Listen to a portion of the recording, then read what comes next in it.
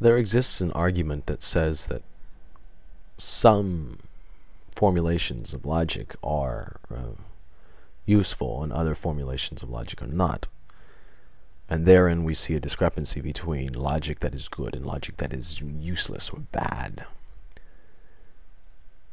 You know, during that dialectica with Jasper, he mentioned that he recognizes the linguistic logic of what I was saying. He said, yes, linguistically I can see what you're saying, but... And then gave some... I forget exactly what he said. But whatever he said, it was an argument against that linguistic logic. People do this often.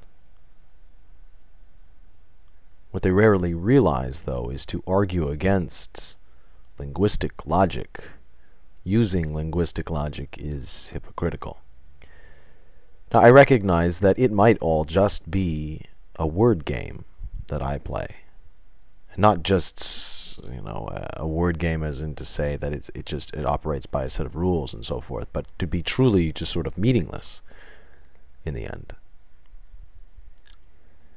Though that might be, the only way that you can truly make that argument is to say nothing.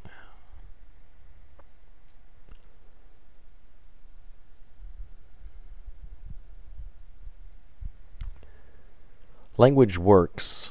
That is to say, language can be used to predict because it's lawful. And those laws were not formulated by people because of, for reasons of common use. They're not like the laws of grammar. The laws of grammar are different from language to language. The law of logic is not. We can formulate the laws of logic, like we can formulate the different laws of this universe. But neither what you call the law of the excluded middle or what you call the law of gravity is actually that thing that it models, right? It's fair to say that these are just conceptualizations. Conceptualizations that organize themselves in order for us to grasp their meaning. But regardless of how degraded or how removed that model is from the actual reality of the situation, we are so confident in this linguistic style of logic that we strap scientists to large canisters of explosives and blast them to the moon.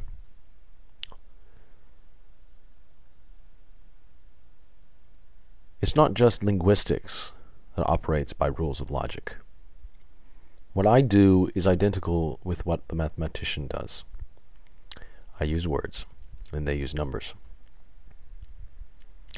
Music theory operates by the same laws. The laws of composition, of art and design, operate by the same laws. None of these were formulated before anyone started just so they could all stay on the same page.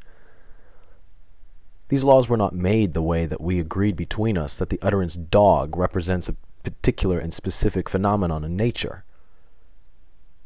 They're inherent. And that's what drives people nuts. Because these inherent laws imply that one of us is particularly right and another one is particularly wrong. We hate so much that. Entire schools of thought have arisen to defy that. Instead of saying that we are right or wrong, they say it's all relative, or they say it's not as simple as that, or they say that, well, that might make linguistic sense, but that's not really meaningful because of this other linguistic sentence that I have to give you. And then I'll talk your ear off for the next 2 minutes explaining.